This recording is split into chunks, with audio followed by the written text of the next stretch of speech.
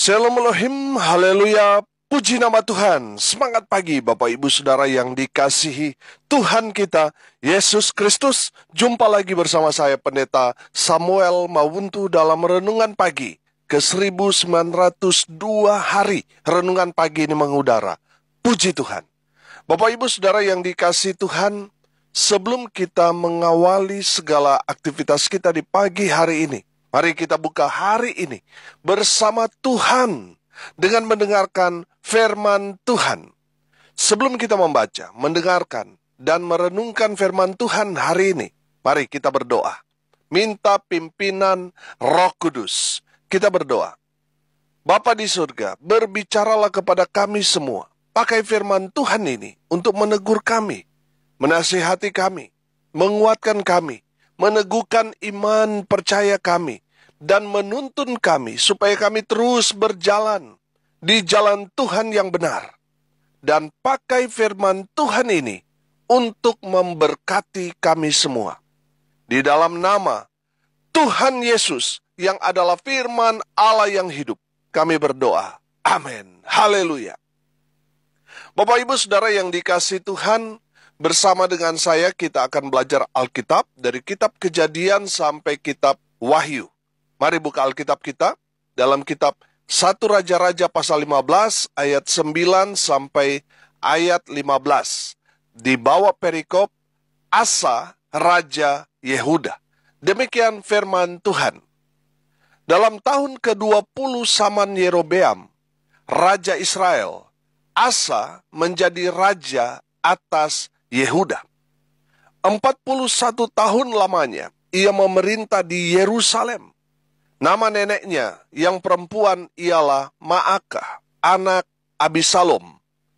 Asa melakukan apa yang benar di mata Tuhan, seperti Daud, bapa leluhurnya. Ia menyingkirkan pelacuran bakti dari negeri itu, dan menjauhkan segala berhala yang dibuat oleh nenek moyangnya. Bahkan ia memecat Maakah, neneknya, dari pangkat ibu suri, karena neneknya itu membuat patung Asyera yang keji. Asa merobohkan patung yang keji itu dan membakarnya di lembah Kidron. Sekalipun bukit-bukit pengorbanan tidak dijauhkan, namun Asa berpaut kepada Tuhan dengan segenap hatinya sepanjang umurnya. Ia membawa persembahan-persembahan kudus ayahnya dan persembahan-persembahan kudusnya sendiri ke rumah Tuhan, yakni emas dan perak serta barang-barang lain. Amin. Haleluya. Bapak Ibu Saudara yang dikasihi Tuhan, hari ini kita akan belajar tentang Asa, Raja Yehuda. Saudara yang dikasihi Tuhan, menarik dalam kehidupan Raja Asa ini adalah Asa anak dari Raja Abiam yang jahat di mata Tuhan. Raja Asa ini mematahkan pandangan orang yang berkata buah jatuh tidak jauh dari pohonnya. Artinya kelakuan bapaknya itu pasti akan turun kepada anaknya. Sehingga orang melihat kelakuan anaknya, oh ini sama persis dengan kelakuan bapaknya. Kira-kira begitu arti buah jatuh tidak jauh dari pohonnya. Tapi Raja Asa mematahkan peribahasa ini. Saudara lihat bahwa orang tua Raja Asa, Abiam, dan kakeknya Rehabeam adalah raja yang tidak takut Tuhan. Tetapi saudara perhatikan, kehidupan Raja Asa berbeda jauh dengan orang tuanya dan kakeknya itu. Kelakuannya beda, saudara. Mereka tidak takut Tuhan, sementara Asa adalah seorang yang takut akan Tuhan. Haleluya. Bapak Ibu Saudara yang dikasihi Tuhan, kalau bisa saya umpamakan, Raja Asa ini adalah orang yang hidup dalam terang Tuhan di antara kegelapan. Sedangkan Abiam dan kakeknya Rehabeam hidup dalam kegelapan. Asa hidup dalam terang Tuhan. Amin. Kalau bisa saya ibaratkan, Raja Asa ini seperti permata yang ada di lumpur. Walaupun permata itu sudah ada di tengah-tengah lumpur, bahkan mungkin sudah terbenam begitu lama, tetapi tidak mempengaruhi kadar dari permata itu. Amin. Saudara yang dikasihi Tuhan, perhatikan bahwa Raja Asa ini mengalir darah orang tuanya, kakeknya yang jahat di mata Tuhan. Tetapi sudah perhatikan bahwa kehidupannya sangat jauh berbeda dengan kehidupan dari orang tuanya maupun kakeknya. Saudara yang dikasihi Tuhan, ini sangat-sangat menarik. Saya merenungkan dan saya menemukan jawabannya. Saya percaya saudara, kita semua diciptakan Tuhan dalam keadaan baik dan Tuhan punya tujuan yang sangat mulia bagi kehidupan kita. Amin. Saya percaya kita yang mau jadi orang baik atau mau jadi orang jahat itu tidak ditentukan oleh orang lain, tapi itu ditentukan oleh diri kita sendiri. Pilihan itu ada pada tangan kita. Kita mau jadi orang baik atau orang jahat, itu pilihan saudara dan saya. Saudara yang dikasihi Tuhan, saya melihat bahwa Asa mengerti betul tentang konsep pilihan. Dia belajar bahwa kakeknya, ayahnya yang tidak hidup takut akan Tuhan hancur. Dan dari sana, Asa belajar bahwa bagaimana dia harus hidup lebih baik daripada orang tuanya. Dan dia memilih hidup takut akan Tuhan. Amin. Saudara yang dikasihi Tuhan, mari kita belajar dari Asa, Raja Yehuda yang diberkati Tuhan. Yang pertama, Raja Asa melakukan apa yang benar di mata Tuhan. Saudara yang dikasihi Tuhan, kalau kita melihat Abiam, Rehabeam, mereka tidak hidup takut akan Tuhan. Betul? Saudara, di dalam perjalanan kehidupan mereka tercatat dalam kitab Raja-Raja ini. Di pasal sebelumnya kita dapat melihat bahwa mereka melakukan apa yang tidak benar di mata Tuhan. Sehingga Tuhan menolak mereka. Dan Tuhan mengizinkan peperangan, malapetaka, dan lain sebagainya ditimpakan kepada Yehuda. Saudara, kenapa? Karena pemimpinnya tidak hidup takut akan Tuhan. Saudara yang dikasihi Tuhan, kalau saudara mau diberkati sama seperti Raja Asa, di ayat 11 ini katakan, Asa melakukan apa yang benar di mata Tuhan seperti Daud bapa leluhurnya. Saya percaya, Asa melakukan apa yang benar di mata Tuhan artinya dia betul-betul seorang pribadi yang berintegritas. Dia tidak mencari pembenaran atau dia tidak mencari muka untuk bekerja, untuk memperlihatkan kepada orang lain supaya dia mendapat simpati, mendapat pujian dan sebagainya. Tidak. Banyak orang kan hanya ABS, asal Bapak senang. Sehingga mereka melakukan atau memberikan laporan tipu-tipu dan lain sebagainya. Tujuannya kan asal Bapak senang. Asal atasannya senang melihat laporan mereka. Tapi belum tentu apa yang mereka kerjakan, lakukan itu benar. Saudara yang dikasihi Tuhan, ini yang seringkali terjadi. Apalagi sekarang ada istilah dunia tipu-tipu. Saudara yang dikasihi Tuhan, mari kita belajar dari Raja Asa. Dia melakukan apa yang benar bukan di mata manusia, tetapi di mata Tuhan. Amin. Saudara, ada orang kan yang sepertinya wah baik, tetapi hatinya busuk, betul? Di depan kita dia tertawa, tersenyum, tapi di belakang kita dia mencibir, memfitnah, memaki kita. Betul? Saudara yang dikasihi Tuhan, mari kita belajar dari Raja Asa. Melakukan apa yang benar di mata Tuhan. Haleluya. Makanya tidak heran saudara, Raja Asa diberkati Tuhan dengan luar biasa. 41 tahun Raja Asa memerintah Yehuda.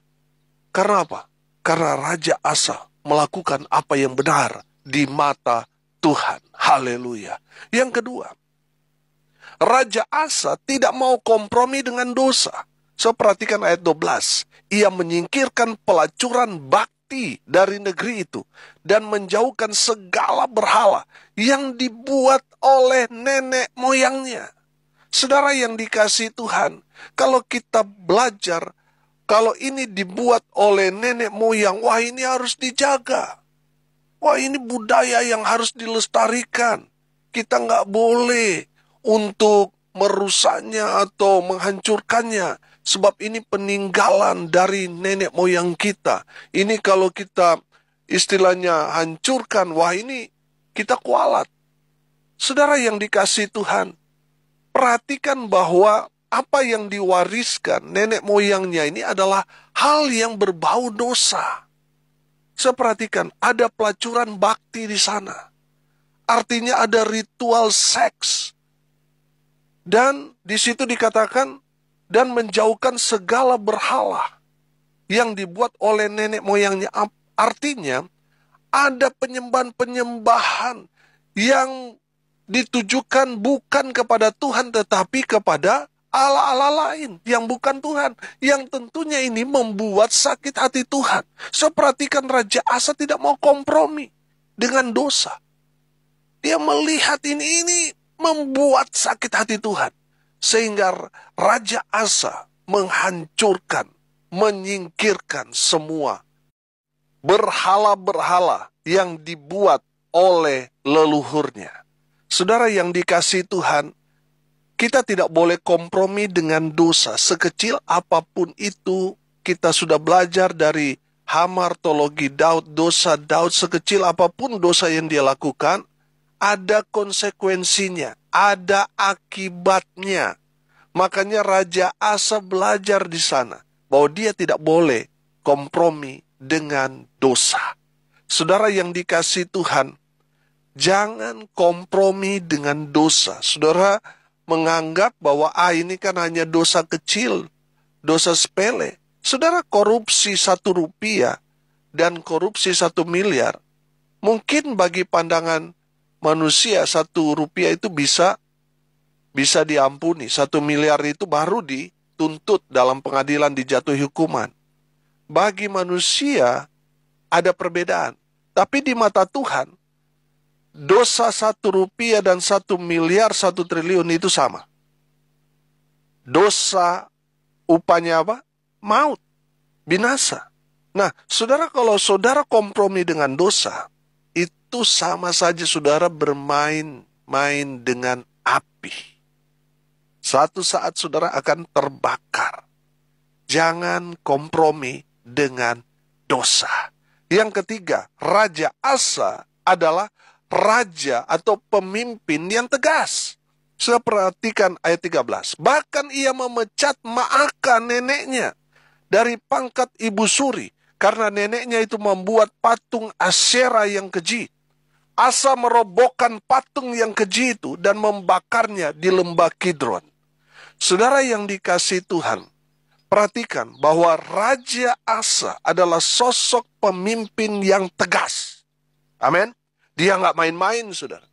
Tadi saya katakan, dia tidak kompromi. Saudara, Maaka ini kan neneknya, istri dari Rehabeam. Artinya dia ini sangat ditokohkan. Tapi saudara lihat, Asa memecat dia. Karena apa? Karena neneknya atau Maaka ini membuat patung Asyera yang keji. Saudara, Asa nggak main-main. Betul, Maaka ini adalah ibu suri, yang artinya memang betul-betul dia tokoh di kerajaan Yehuda. Tapi, saudara perhatikan, Asa merobohkan semua patung-patung Asyera yang dibangun oleh Maaka, neneknya. Saudara, saya melihat di sini bahwa Asa sangat-sangat tegas. Saudara, tegas bukan berarti saudara samakan dengan orang yang galak atau arogan karena dapat posisi jabatan sehingga dia menjadi arogan. Beda, saudara. Tegas di sini berarti dia sudah melihat ini nggak benar nih. Dan dia harus mengambil satu keputusan walaupun tidak disukai oleh banyak orang. Saudara yang dikasihi Tuhan, Asa tegas. Walaupun mungkin pada saat itu keputusan yang diambil ini tidak populer. Tapi saudara perhatikan, Asa tegas. Mau siapapun dia di depan dia hantam, saudara. Karena dia tahu kebenaran. Walaupun di depannya dia harus berhadapan dengan neneknya, Ibu Suri, yaitu Maaka, saudara. Orang yang sangat ditokohkan dari zaman Rehabeam, Abiam, dan sampai kepada Asa. Tapi sudah perhatikan, Asa nggak mau peduli. Selama yang Asa pegang itu kebenaran firman, Asa berani menghantam semua yang tidak benar. Itulah saya lihat dari Asa. Asa seorang pemimpin yang tegas. Dan yang keempat, dari Raja Asa kita belajar. Raja Asa seorang yang hidupnya sama seperti dengan Daud. Dia berpaut kepada Tuhan. Amin. Raja Asa adalah raja yang berpaut dengan Allah Israel seperti dengan Daud, nenek moyangnya. Haleluya. Bapak Ibu Saudara yang dikasihi Tuhan, Raja Asa diberkati Tuhan dengan luar biasa. Karena apa? Dia dekat dengan Tuhan. Dia berpaut dengan sumber berkat. Sehingga di dalam pemerintahannya, walaupun masih perang dengan Yerobeam, saudara, tapi Tuhan memberikan kedamaian. Amin. Saudara yang diberkati Tuhan, mari kita semakin hari semakin dekat dengan Tuhan. Supaya apa, saudara? Supaya kita betul-betul merasakan baik itu kedamaian, ketenangan, pembelaan, penjagaan, pemeliharaan, dan berkat-berkat Tuhan dalam kehidupan kita. Betul, memang mungkin masih dalam suasana perang, masih dalam suasana persoalan, pergumulan. Tapi ketika saudara berpaut kepada Tuhan, mendekat kepada Tuhan, saudara akan merasakan damai sejahtera daripada Tuhan. Amin. Coba saudara perhatikan. Dalam kehidupan kita kan kita punya banyak masalah, persoalan. Siapa bilang pendeta nggak ada masalah? Pendeta juga ada masalah, saudara. Ada persoalan, ada pergumulan, saudara. Saudara yang dikasihi Tuhan, perhatikan ketika kita datang ke rumah Tuhan. Kita yang tadinya banyak masalah. Kita yang tertekan, depresi, frustasi dengan persoalan. Tapi ketika kita datang ke rumah Tuhan, saudara rasa ada damai sejahtera. Ada ketenangan. Amin. Saudara, kalau kita rasa ketika kita datang kepada Tuhan, kita merasa damai sejahtera walaupun kita ada dalam masalah. Kenapa kita hanya datang kepada Tuhan hari Minggu saja? Kenapa enggak setiap hari? Mungkin kita tidak pergi ke gereja. Tapi ketika saudara datang kepada Tuhan, berdoa, baca firman Tuhan, merenungkan firman Tuhan, saudara ada di dalam pujian penyembahan kepada Tuhan, saudara akan merasakan damai sejahtera daripada Tuhan dalam kehidupan saudara. Amin.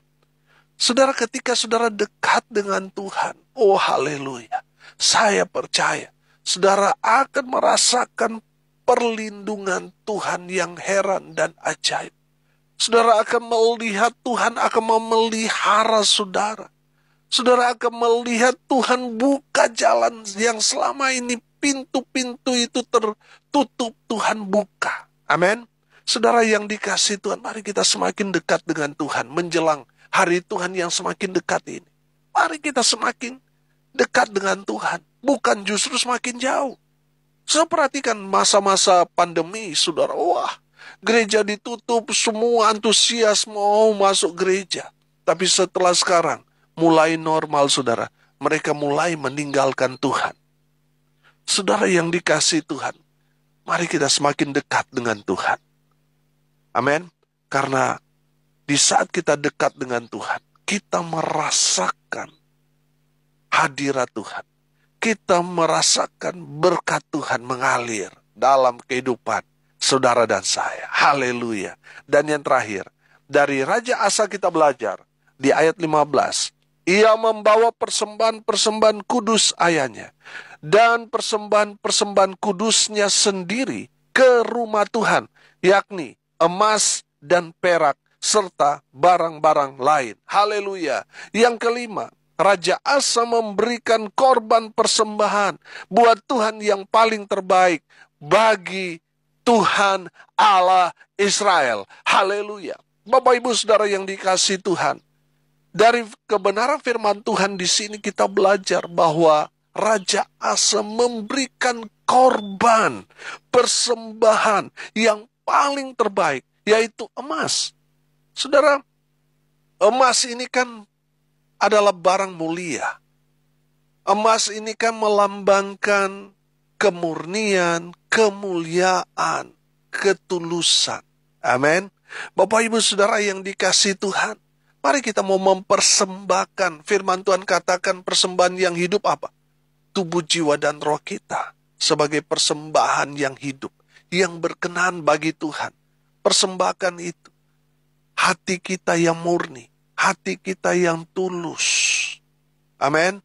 Saudara, kita persembahkan, berikan yang paling terbaik, baik itu waktu, tenaga kita, bahkan mungkin dana kita, berikan yang paling terbaik buat Tuhan. Maka saudara akan melihat Tuhan beracara dalam kehidupanmu. Sama seperti Raja Asa diberkati. Satu generasi diberkati Tuhan. Karena apa? Pemimpinnya. Dia hidup benar di mata Tuhan. Dia tidak mau kompromi dengan dosa. Dia tegas pada kebenaran. Dia berpaut, dia dekat dengan Tuhan dan memberikan korban persembahan yang paling terbaik buat Tuhan. Sehingga di masa pemerintahan Raja Asa, Yehuda diberkati. Saya percaya firman Tuhan ini ya dan amin. Ketika kita semua melakukan kebenaran firman Tuhan, maka kita akan melihat apa yang Tuhan kerjakan di dalam kehidupan Raja Asa. Itu juga yang akan Tuhan kerjakan dalam kehidupan saudara dan saya. Amin. Mari kita berdoa. Terima kasih Bapa di surga atas kebenaran firman yang sangat memberkati kami. Berkati semua pendengar dimanapun mereka berada. Tuhan memberkati hidup mereka, rumah tangga mereka diberkati. Kalaupun pergumulan rumah tangga mereka ada dalam masalah, Tuhan pulihkan keadaan mereka. Perekonomian mereka dipulihkan, usaha pekerjaan pelayanan dibuat beruntung dan berhasil. Mereka yang sakit, Tuhan pulihkan, sembuhkan oleh bilur-bilur darah Yesus. Mereka yang sakit disembuhkan, mereka yang lemah dikuatkan, mereka yang berduka cita diberikan penghiburan dari Tuhan. Dan mereka yang hari ini berulang tahun, Tuhan Yesus memberkati dengan umur panjang. Hamba berdoa biarlah berkat sorga turun memenuhi semua pendengar. Bapak Ibu Saudara yang dikasihi Tuhan, arahkanlah hatimu dan terimalah berkat dari Tuhan Yesus. Tuhan memberkati engkau dan melindungi engkau. Tuhan menyinari engkau dengan wajahnya dan memberi engkau kasih karunia. Tuhan menghadapkan wajahnya kepadamu dan memberi engkau damai sejahtera. Di dalam nama Tuhan Yesus, sumber segala berkat, Bapak Ibu Saudara yang percaya, diberkati Tuhan, katakan amin. Puji Tuhan. Bapak Ibu Saudara yang diberkati Tuhan, kalau saudara merasa diberkati melalui audio renungan pagi ini, bagikan juga kepada saudara-saudara yang lain di grup-grup saudara, bagikan supaya mereka juga yang mendengarnya diberkati. Karena untuk itulah kita dipanggil untuk jadi berkat. Salam kasih dari Bali, saya Pendeta Samuel Mawuntu. Sampai jumpa besok pagi. Tuhan Yesus memberkati kita semua. Haleluya.